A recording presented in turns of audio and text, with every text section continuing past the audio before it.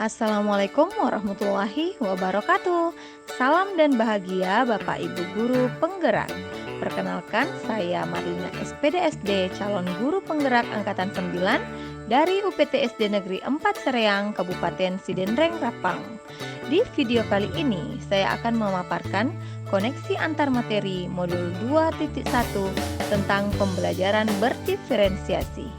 Apa itu pembelajaran berdiferensiasi? Pembelajaran berdiferensiasi adalah usaha guru dalam memenuhi proses pembelajaran di kelas untuk memenuhi kebutuhan belajar individu murid. Artinya, pembelajaran berdiferensiasi adalah pembelajaran untuk mendukung semua murid di kelas kita. Maksudnya apa ya? Ingat, semua anak itu unik, punya kelebihan dan kekurangannya masing-masing. Begitu pula dengan minat, gaya belajar, kebiasaan, pola pikir, kemampuan literasi, dan lain-lain pasti berbeda kan? Nah, disinilah diperlukan usaha guru untuk dapat memenuhi kebutuhan belajar murid yang berbeda-beda agar mereka merasa nyaman saat belajar di dalam kelas dan tentunya tujuan pembelajaran dapat tercapai. Lalu, bagaimana cara untuk dapat melakukan pembelajaran berdiferensiasi di kelas?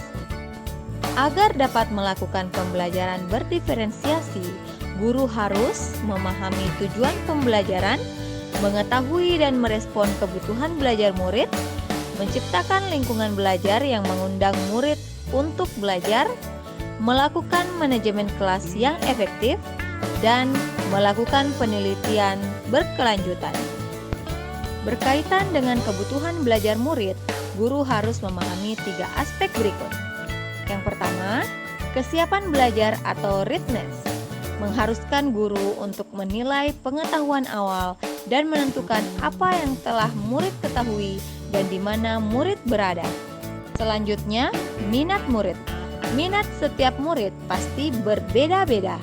Minat adalah salah satu motivator penting bagi murid untuk terlibat aktif dalam proses pembelajaran. Profil belajar murid berkaitan dengan lingkungan, budaya, gaya belajar, dan kecerdasan majemuk. Kebutuhan belajar murid dapat diidentifikasi berdasarkan cara-cara berikut ini: mengamati perilaku murid-murid, mengidentifikasi pengetahuan awal, mereview dan melakukan refleksi terhadap praktik pengajaran, berbicara dengan guru murid sebelumnya, membaca rapor murid di kelas sebelumnya, atau bisa juga menggunakan berbagai penilaian formatif dan diagnostik. Strategi untuk mendiferensiasikan pembelajaran ada 3, yaitu diferensiasi konten, diferensiasi proses, dan diferensiasi produk. Guru dapat memilih salah satu atau kombinasi dari ketiganya. Diferensiasi konten berkaitan dengan apa yang kita ajarkan seperti materi, konsep, atau keterampilan yang perlu dipelajari berdasarkan kurikulum. Mendiferensiasikan konten bisa dilakukan dengan membedakan pengorganisasian atau format penyampaian, bukan mengubah atau menurunkan standar kurikulum. Diferensiasi proses, kegiatan yang memungkinkan murid berlatih dan memahami atau memaknai konten dengan cara membedakan proses yang harus dijalani oleh murid. Diferensiasi produk, bukti menunjukkan apa yang murid telah pahami dengan cara membedakan atau memodifikasi produk sebagai hasil belajar murid, hasil latihan, penerapan, dan pengembangan apa yang telah dipelajari. Lalu, adakah keterkaitan antara modul pembelajaran berdiferensiasi dengan modul-modul yang lain? Tentu saja ada. Untuk dapat melakukan pembelajaran berdiferensiasi, maka guru harus berusaha memenuhi kebutuhan belajar murid sesuai dengan kodrat alam dan kodrat zaman berdasarkan filosofi Ki Hajar Dewantara. Dalam melakukan pembelajaran berdiferensiasi, seorang guru penggerak harus berpihak pada murid, reflektif, mandiri, kolaboratif, dan inovatif untuk menciptakan pembelajaran berdiferensiasi agar dapat memenuhi kebutuhan murid.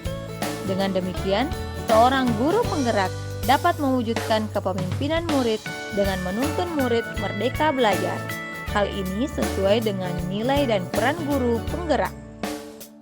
Selanjutnya, pembelajaran berdiferensiasi dapat menjadi salah satu strategi untuk mewujudkan visi guru penggerak yang berpihak pada murid. Dan dalam pelaksanaan pembelajaran berdiferensiasi antara guru dan murid, harus ada kesepakatan kelas terlebih dahulu agar proses pembelajaran dapat berjalan dengan baik sesuai dengan nilai-nilai budaya positif. Demikian pemaparan koneksi antar materi modul 2.1. Semoga terinspirasi dan terima kasih. Salam guru penggerak.